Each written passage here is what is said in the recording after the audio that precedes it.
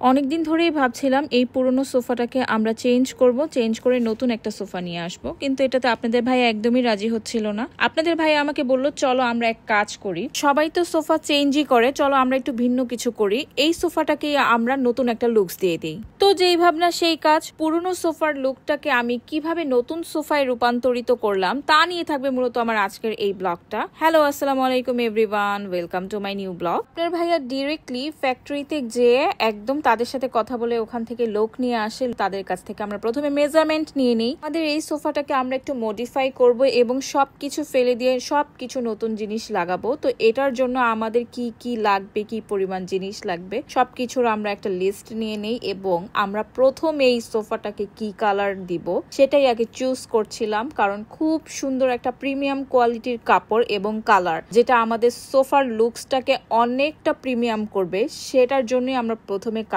করছিলাম। এখানে আমরা মূলত সেই ফেব্রিক্স গুলোকে খুব ভালো করে দেখছিলাম। এই এক একটা জিনিস আমরা 2-3 বার করে দেখছিলাম, বিকজ আমরা যখন সোফার কাজটা করব, যেহেতু এটা ফিক্সড হয়েই যাবে, এটা কিন্তু বারবার চেঞ্জ হবে না, যার জন্য খুব সুন্দর করে নিখুঁত ভাবে আমাদেরকে এই জিনিসগুলোকে চুজ করতে হবে। আমরা খুব সুন্দরভাবে অনেক সময় নিয়ে এই কাজটা করি, যদিও আমরা এই জিনিসগুলো সব একদিনে কিনেছিলাম। আর আপনারা একটা জিনিস জানলে খুবই অবাক হবেন, আমরা এখানে মার্কেট করতে এসেছি ঠিকই, কিন্তু আমাদের সোফার কাজ কিন্তু বাসায় অলরেডি শুরু হয়ে গিয়েছে। আমরা এই কাপড়টাকে চুজ করি, এই কাপড়টা আমাদের কাছে খুবই ভালো লেগেছে আর আপনাদের ভাইয়ার বেস কালার খুবই পছন্দ, ইভেন আমারও। আমাদের সবার ডিসাইডে আমরা এই কাপড়টাকে চুজ করে নিই আমাদের সোফার লুকসটাকে চেঞ্জ করার জন্য। যদিও আমি আরো কিছু কাপড় দেখছিলাম, ওই কাপড়ের মধ্যে কিছু কালার দেখছিলাম, বাট আমার কাছে আসলে ওরকম একটা কালার ভাল লাগছিল না। ইভেন আপনাদের ভাইয়ার কাছেও এই গোল্ডেন কালারটা যদি আরেকটু লাইট হতো তাহলে হয়তো আমি চিন্তা করতাম, বাট আমাদের কাছে সবকিছু মিলিয়ে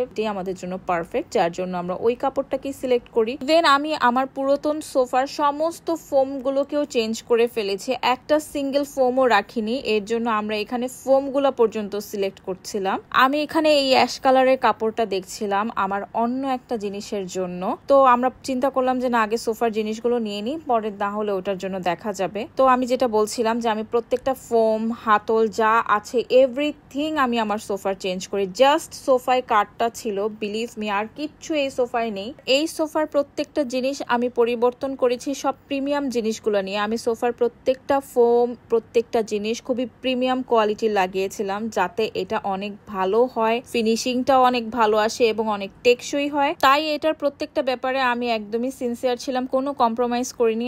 যদিও আমাকে আমাদের সোফা যারা ঠিক করছে তারা বলেছিল বারবার, আপু আপনি মিডিয়ামটা এনেন, না হলে অনেক কস্টিং বেড়ে যাবে। আমি বলেছি না ভাইয়া, এটা যেহেতু আমরা বাসায় ইউজ করবো, এটা দরকার নেই, আমি ভালোটাই নিব। আপনি আমাকে তারপরেও 2টা লিস্ট দিয়ে দেন, আমি দেখি যেটা আমার জন্য ভালো হবে, সুইটেবল হবে, আমি ওইটাই নিব। আর এখানে আমি সোফার সাথে ডেকোরেটিভ করার জন্য কিছু কুশন কভার দেখছিলাম, বাট আমার কাছে প্রিন্ট গুলো ওরকম একটা লাগেনি ভালো, তো যার জন্য আমি চিন্তা করলাম যে আগে আমি সোফাটা ঠিক করি, ওটার লুকসটা দেখি, দেন আমি সেটার কুশনের কভার গুলো ঠিক করে নিব না। এই তো আমাদের কেনাকাটা শেষ করে আমরা বাসায় চলে আসি। অন্যদিকে এসে দেখি আমাদের সমস্ত সোফার ফোম গুলোকে ওরা উঠিয়ে ফেলেছে, এখন সব নতুন সোফার ফোম গুলোকে ওরা লাগাচ্ছে। আর এটা হচ্ছে ফেব্রিকটা, দেখুন বাসায় আনার পর আমি দেখছিলাম, বাসায় আনার পর আমি কাপড়টা আরো ভালোভাবে দেখছিলাম, আমার কাছে খুবই ভালো লাগছিল কাপড়টা। আমি খুবই এক্সাইটেড ছিলাম যে কাপড়টা কখন এই সোফাটার মধ্যে ওরা অ্যাডজাস্ট করবে আর আমি দেখবো এটার আউটকামসটা কেমন লাগে। আমরা এই কাজটা করিয়েছিলাম আমাদের বাসায়, তো এই জন্য একদমই ড্রয়িং রুমের অবস্থা খুবই মেসি ছিল। এই রুমটা আমরা পুরোটাই ব্লক করে দিয়েছিলাম যাতে এখানে ওরা সুন্দরভাবে কাজটা করতে পারে। আর আমিও বারবার একটু পরপর এসে দেখছিলাম যে কিভাবে কি করছে, কাজ কতটুকু শুরু করেছে, কতটুকু হয়েছে। সিঙ্গেল সোফাটার প্রথমের উপরের ফোমটা ওরা বসিয়ে ফেলেছে, এখন আমাদেরকে কাপড়টা দেখাচ্ছে যে আপু কাপড়টা কিভাবে দিব। তো আমরা ওই কাপড়ের ডিরেকশনটাই বলে দিচ্ছিলাম যে এই কাপড়টা কিভাবে দেওয়া হবে, সেই অনুযায়ী ওরা কাপড়টা কাটা স্টার্ট করে দিল। আলহামদুলিল্লাহ সিঙ্গেল সোফাটার উপরের ফোমের কাজটা ওরা কমপ্লিট করে ফেলেছে। আর দেখুন ওরা আমাদেরকে আউটকামসটাও দেখাচ্ছে। এখন ভাইয়ারা সিটের উপরের কাপড়টাকে কেটেছে এবং আমাদেরকে দেখাচ্ছে যে বসার সিটে কাপড়টা দেওয়ার পর কেমন লাগবে। আমার কাছে দেখে খুবই ভালো লাগছিল, মানে আমি বিলিভ করতে পারছিলাম না সোফাটাকে পরিবর্তন করার পরে এতটা সুন্দর লাগবে, এটা আমি আসলেই বুঝতে পারিনি। আর এই সোফাটার ডিজাইনটাও অনেকটা চেঞ্জ হয়ে গিয়েছে। আমার আগের সোফাটা খেয়াল করলে দেখবেন এটাতে 2টা পার্ট ছিল, বাট এটা একদমই আমি ফ্ল্যাট করে দিয়েছি। ডিজাইনটা একটু চেঞ্জ করেছি একটু নতুনত্ব আনার জন্য। এখন ওরা সোফাগুলোর জন্য কাপড়গুলো ভালোভাবে কেটে নিচ্ছে ফিনিশিং দেওয়ার জন্য। এই যে দেখুন আমাদের সেকেন্ড সোফাটাও আলহামদুলিল্লাহ ডান, আর এটা পুরোটা ফিনিশিং ফিনিশিং দেওয়া হয়ে গিয়েছে এই দুইটা সোফা। এই তো মোটামুটি দুইটা সোফার কাজ পুরো কমপ্লিট হয়ে গিয়েছে। দেখুন এখন কিরকম লাগছে, আমি তো পুরাই অবাক হয়ে গেছি। আর একটাই জাস্ট বাকি আছে, এটা কালকেই হয়ে যাবে। আর এই কাজটা করতে মাত্র আমাদের 3 দিন সময় লেগেছে। এই যে দেখুন এখন আমি যখন সোফার সবকিছু পরিবর্তন করে ফেললাম, এখন এটাকে নতুন ভাবে দেখতে কেমন লাগছে। কেউ কি বলবে যে এটা পুরাতন কোন একটা সোফা? এত সুন্দর হয়েছে।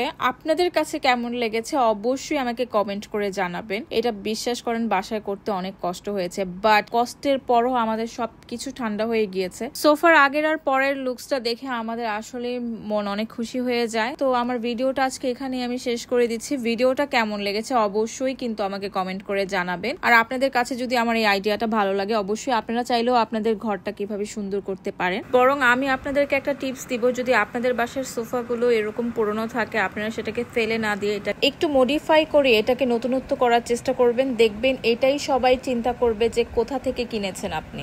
ভিডিওটা ভালো লাগলে অবশ্যই কিন্তু আমার পেজটাকে লাইক, ফলো এন্ড শেয়ার করে আমার পাশেই থাকবেন। দেখা হবে আমার নেক্সট ব্লগে। ততক্ষণে আল্লাহ হাফেজ।